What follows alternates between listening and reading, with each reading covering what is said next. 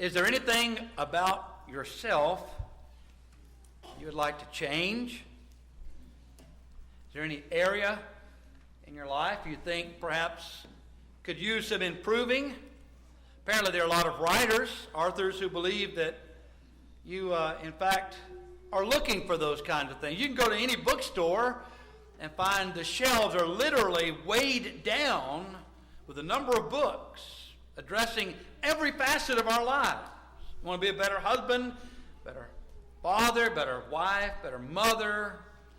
You want to be a better employee, employer. You want to run a better business.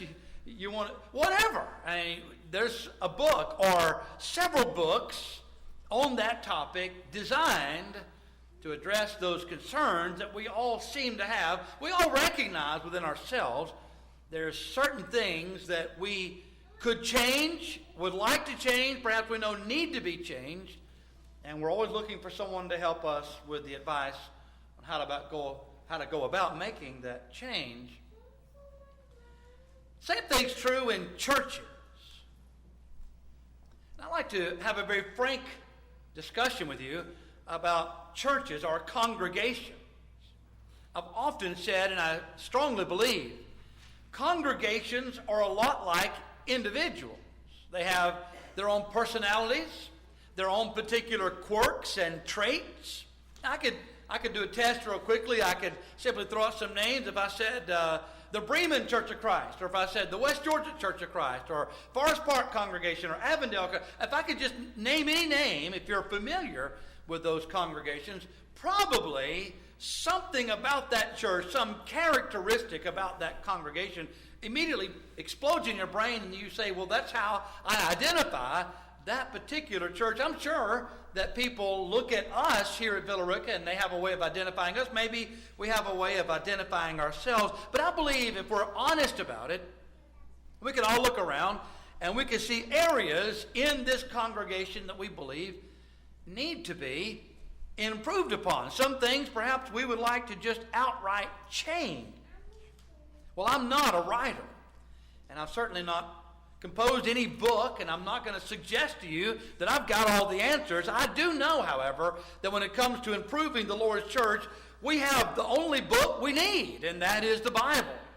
And I would like to take a few moments and try to glean some key passages that I believe we could all, if we would apply it, would be able to exercise the power that I think is inherent with every member of this congregation to make this church all that it should be, all that it can be, and maybe make some of those improvements. And I'd like to share with you some simple rules. Number one, and I believe this applies to all of us, we need to all tell ourselves over and over, we need to repeat this frequently, since I'm not perfect, I need to remind myself I probably wouldn't fit into a perfect congregation if one of those existed.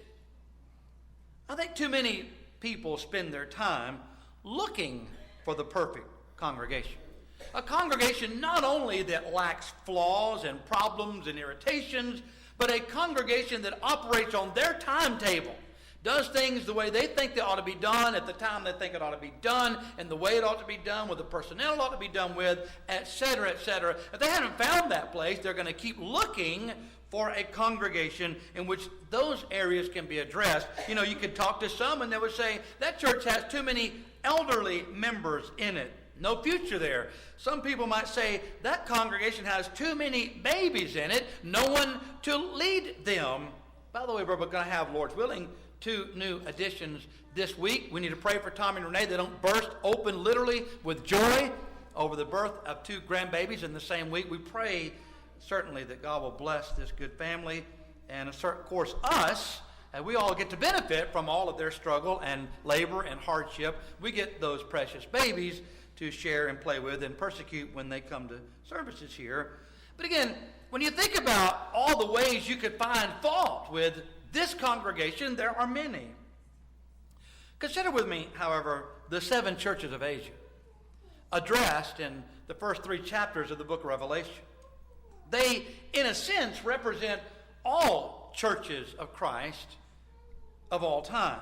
When we think about the church at Ephesus, for example, it was a doctrinally sound congregation. And they were commended for their soundness in the faith. But they lacked love. The church at Smyrna was a poor congregation. It suffered heavy persecutions, and some were told they would even be facing time in prison. Pergamos was located in a bad section of town. In fact, Jesus described it as the location of Satan's throne. Some in that church had already been killed for their faith.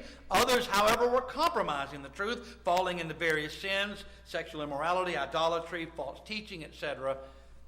Thyatira was known for its many good works, but it allowed a false woman teacher to serve in their midst. She even led some of the members into committing sexual immorality. Sardis looks like a very active, dynamic congregation, but in fact, according to Jesus, they are dead. They were once strong as a congregation, but no more. But there are still a few members at Sardis that haven't spoiled themselves. Philadelphia is spiritually weak, but it does have a number of opportunities and remains faithful to God overall. Laodicea is a wealthy congregation, but it has a spiritual mindset of ho-hum, so-so, who cares? The members are so full of their own greatness, they can't see what they're actually lacking. I want to ask you this question. Of the 7 churches of Asia, which one would you want your family to attend and to be a member of? You might say, well, I don't want to go there because my family might be in physical danger. I don't want to go there because my family might be in spiritual danger. I don't want to go there because they might get some kind of false teaching or so on and so forth. I want to go to a congregation where they've got all opportunities for my... You understand what I'm saying? This next month will be actually 30 years of preaching in Carroll County. And some of you are painfully aware of that. Have been listening to me for that length of time. And I think I've been around the block enough here in this part of the world to know that in just about every congregation in this area, who the church hoppers are. And that's the only way I know to describe them. There are those who could only be labeled as church hoppers. They hop from congregation to congregation because they'll go there for a while, get excited, get involved, get a few people to follow them, and they're there long enough to stir up a lot of trouble, and they move on to the next congregation because they realize, I'm not able to do what I want to do here, so I'll go try it over there, because over there they seem to have their act together, and probably they'll feel comfortable there for a few years, and then they'll discover that congregation has flaws too. And they'll soon be unhappy there, create problems, leave. I mean, we've all seen this pattern before. Church hopping doesn't solve a single problem. It just replaces one for another set. Number 2. Instead of concentrating on all the problems with all the problem members, why don't we spend more time looking for the spiritually minded, the strong, the faithful, the godly that are among us? You know, you generally find what you're looking for. And it's all a matter of where your focus is. For example, in Titus 1 verse 15, to the pure, all things are pure. And I know members of this congregation that I would describe as pure. I mean, very pure in heart. Almost to the point of a fault of being innocent and assuming only the best of others. I wish, and I mean this sincerely, I was more like that. But I believe we have some, even in this congregation. I'm thankful for them. To the pure, all things are pure. They don't seem to find problem with anybody or anything. You have to beat them over the head and say, oh, that's a problem over there. You really need, but they're not willing to see it because they have a very different mindset than the average person. Thankful for those. But to the defiled, rather than unbelieving, nothing is pure. Some people, you can't find good in anything. In fact, it's just a long laundry list of what's wrong with the members of this congregation. Some see only the bad and focus on the negative. Others see the good and focus on that. I believe you see whatever it is you're looking to see. I think all of us, I know myself, and I'm including myself in this, we would all make this a much better congregation if we would start focusing on the good members that we have here. And we have a lot of good members. We need to be thankful for those good members. If you're an older member, more seasoned member, try to treat the young in our midst with consideration, the way you wanted to be treated when you were a child. I know it's easy to look around the room and say, oh my, we have a lot of these children today, and they're not like children of yesterday. The children today run around like wild Native Americans, and I don't know what we're going to, I'm being PC, but I don't know what we're going to do with all of these kids because they're running wild and they're going to hurt somebody, and we complain about them. But can you imagine a congregation where you heard no cries and you saw no little feet scurrying down the aisles? I don't want to think about a congregation like that. But what about us younger folks? Yes, us younger folks. Shouldn't we treat the elderly with the respect and the deference that we hope to receive when we ourselves are older?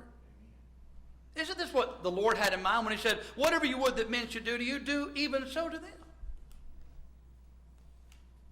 1 Timothy 4, verse 12, Paul said, let no man despise your youth. Jesus said in Matthew 18, take heed that you do not despise one of these little ones. For I say unto you that in heaven their angels always see the face of my Father who is in heaven. Peter said in 1 Peter 5, likewise you younger people, submit yourselves to your elders. Yes, all of you be submissive to one another and be clothed with humility.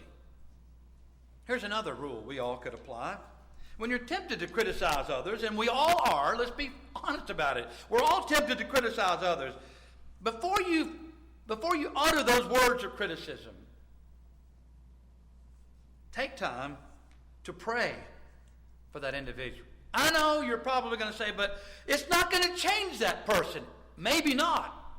But it certainly will change your attitude toward that person. So before you criticize that person, pray about that person. And remember, before you offer that criticism, that we all can be criticized. Matthew chapter 7, Jesus said, judge not that you be not judged. I know this is an often misused and abused passage, but it does speak truth to us. Do not judge that you be not judged. For with what judgment you judge, you will be judged. And with what measure you use, it will be measured back to you. And why do you look at the speck in your brother's eye and don't consider the plank in your own eye? How can you say to your brother, let me remove the speck from your eye, and look, a plank is in your own eye? Hypocrite, first remove the plank from your own eye, and then you will see clearly remove the speck out of your brother's eye. I believe this is what David had in mind in the 51st Psalm, verse 9, when he said, restore to me the joy of your salvation, and uphold me by your generous spirit. Then I will teach transgressors your ways, and sinners shall be converted to you. Before we start trying to pick each other apart, let's be careful to do some self-examination. Pick ourselves apart. There's enough picking on my part to be done. I won't have time to pick on anybody else, so if I can straighten myself out, which is a tall order, there'd be less time to criticize others. If someone's criticizing you, pray for them. Matthew 5:44. Those who despitefully use you and persecute you. We have again an example from King David in the 35th Psalm. Fierce witnesses rise up. They ask me things that I do not know. They reward me evil for good, to the sorrow of my soul. But as for me, when they were sick, my clothing was sackcloth. I humbled myself with fasting, and my prayer would return to my own heart. I paced about as though he were my friend or brother. I bowed down heavily as one who mourns for his mother. Isn't this the attitude that we all should have? I mean, people may rise up, say horrible things about us. Still, I want to pray for that individual and express my concern for that individual as though he were my friend or my brother or my mother. When Stephen was being stoned to death, he prayed, God, lay not this sin to their charge, Acts 7 and verse 60. 1 Peter 3, verse 9. Peter said, finally, all of you be of one mind, having compassion for one another. Love as brothers. Be tenderhearted, be courteous, not returning evil for evil or reviling for reviling, but on the contrary, blessing, knowing that you were called to this, that you may inherit a blessing. Here's another thought. You think about ways we could improve this congregation. Do you look around and see areas that are neglected? Easy to be critical. I like the example of Nehemiah. In Nehemiah chapter 2, we learned that Nehemiah did an assessment of the city of Jerusalem. He realized it was still lying in ruins. He didn't criticize anyone because of that sorry state of affairs. Instead, he did what he had to do in order to rectify the situation. He took it upon himself to lead others to restore the city of Jerusalem because he saw a work that was neglected, and he shouldered the responsibility to do something positive about it. Sanballat, on the other hand, in Nehemiah chapter 2 beginning, we understand had a different agenda. Sanballat tried to do everything he could to criticize and to stop and to thwart the effort to rebuild the city of Jerusalem. When there's work to be done in the church, ask yourself this question: am I a Nehemiah or am I a Sanballat? We recently, as elders, have received some suggestions from some of our good members who are offering ways that they believe they can help. Isn't that as it should be? If we see an area that's neglected, do something about it. Make positive differences. I'm so thankful that we have members who are willing to do just that. Again, if you go back to Nehemiah chapter 3, you find that there's a list of those individuals who were doing the work in the city of Jerusalem, and all of their work varied. And it wasn't as though someone was saying, my work is important and yours is not. Everybody had a job to do, and they all did their job, and the work was completed. Again, in this congregation, we see a work that needs to be done. Let's shoulder that responsibility and get to doing it rather than complaining about it. Here's another thought. When you're doing that self-examination thing and you look into your own life and you realize you're not the kind of man or woman spiritually that you believe you need to be, rather than blaming fellow members of the church who may have been mean to you, may have neglected you, may have mistreated you, or rather than blaming the preacher because we all know he's strange, or rather than blaming the elders because they don't always do what I think they should do, or what have you, and saying the reason that I am the way I am is because I don't have a good spiritual environment in which to operate. Remember, from the very beginning of time, God wants us to understand one simple fact. As human beings, we are all, every one of us, accountable for our own actions. I can't say I'm not the Christian man or woman I need to be because I don't have the kind of encouragement I need. That's not going to fly. In Genesis chapter 3, when God confronted Adam, he blamed God. The woman you gave me, she gave to me and I didn't eat. Eve blamed Satan or the devil and said, he beguiled me and I did eat. When Aaron was confronted by his brother Moses about the golden calf, well, you know how the people are. And besides, I just took their jewelry, threw it in the fire, and out popped this calf. He actually was willing to blame the fire rather than accept responsibility. When Samuel confronted Saul about his disobedience, the people are set on worshiping God. Pilate washed his hands, assuming he could absolve himself of responsibility and blame the whole thing in the crucifixion of Jesus on the Jews. We all are guilty for crucifying the Son of Man, Jew and Gentile alike. We can't escape the responsibility of our own actions. And certainly blaming others isn't going to solve that problem. Here's a positive suggestion.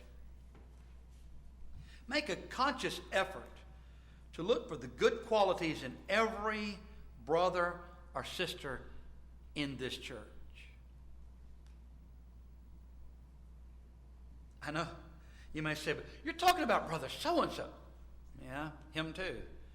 And you need to find something good about him and concentrate. Make a mental note about that good quality that he or she possesses. Again, look to this prayer of David in the 106th Psalm. He said, "Remember me, O Lord, with the favor you have toward your people. Oh, visit me with your salvation, that I may see the benefit of your chosen ones, that I may rejoice in the gladness of your nation, that I may glory with your inheritance."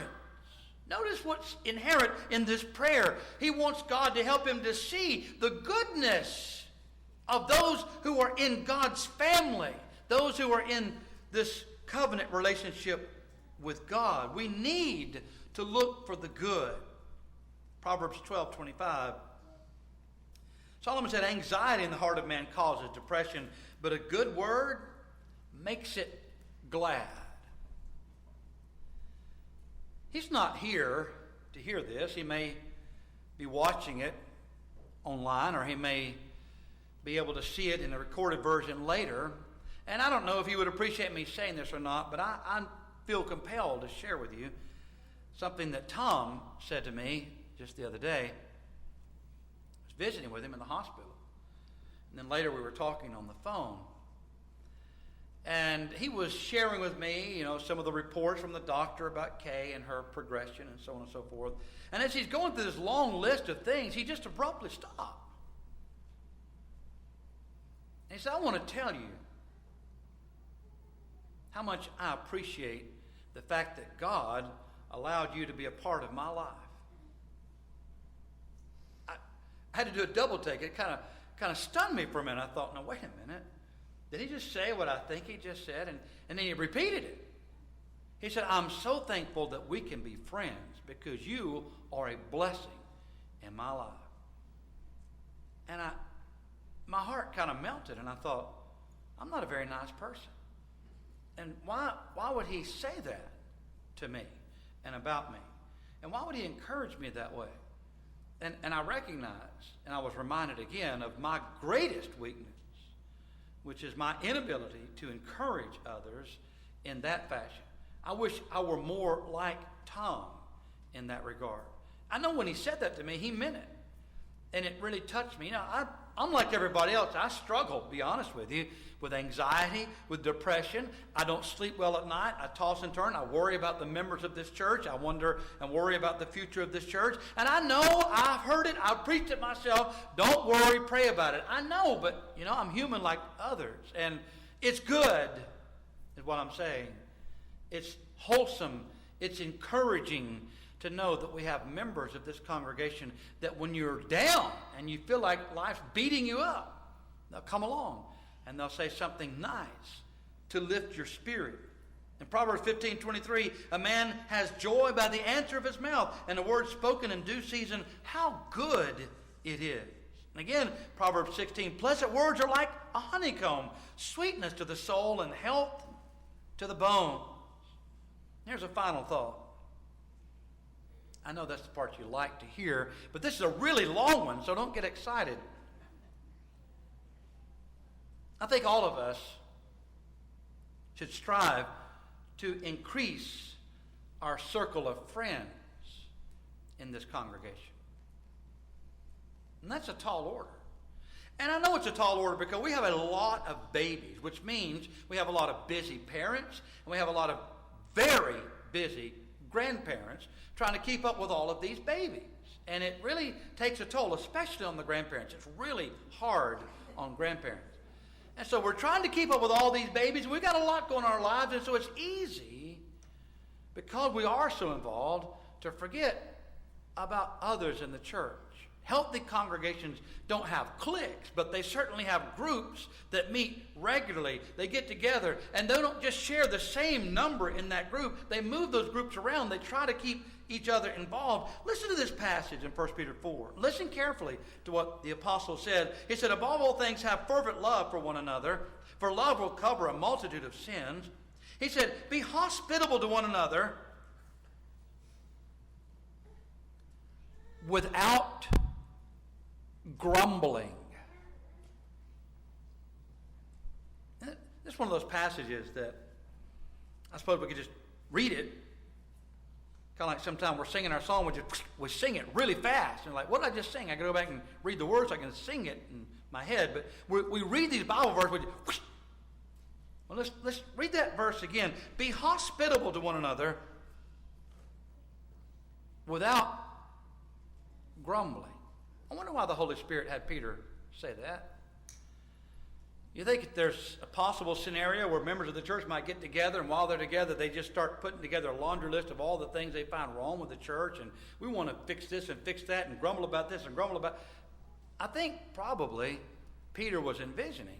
It's possible to have people over into your home, and while they're there at your house, rather than building each other up and building other members of the church up, we're tearing the church down. We're grumbling. No good ever comes from grumbling and complaining. You can go back to 1 Corinthians chapter 10, and you can find where in that list of all the terrible things that Israel did when they lost their faith after crossing the Red Sea and God had saved them and delivered them, in that long list there were murmurers and there were complainers, and God destroyed them. No good ever comes from grumbling and complaining. As each one has received a gift, minister it to one another as good stewards of the manifold grace of God. Make it a positive experience, but whatever you do, constantly strive to increase, to grow your circle of friends in the church. It would benefit you as much as it would benefit them, but amazingly, it would benefit the entire congregation as we grow closer to one another, understanding, growing knowledgeable of one another, of our particular needs and concerns and interests. Certainly, good can come from this. If every member of this congregation would ask, am I part of the problem? Or am I part of the solution? And I know sometimes inherently when you preach a sermon like this or you talk this way, it makes it sound like we got a lot of problems. No more so than any other congregation that I'm aware of. Every church has problems, strengths, and weaknesses. But we're members of this congregation. So I'm enjoining and encouraging each and every one of us to do what we can to make our experience together and our experience in the Lord a more positive and dynamic experience to bless not only this congregation, but this entire community. Perhaps even encourage our sister congregations as well. The first improvement that needs to be made is with myself. To make things right with God, make things right with others, then I can be a positive influence to make things right in the church. Are you subject to heaven's invitation? Can we assist you in any way? If we can, please make that need known right now while together we stand and as we sing.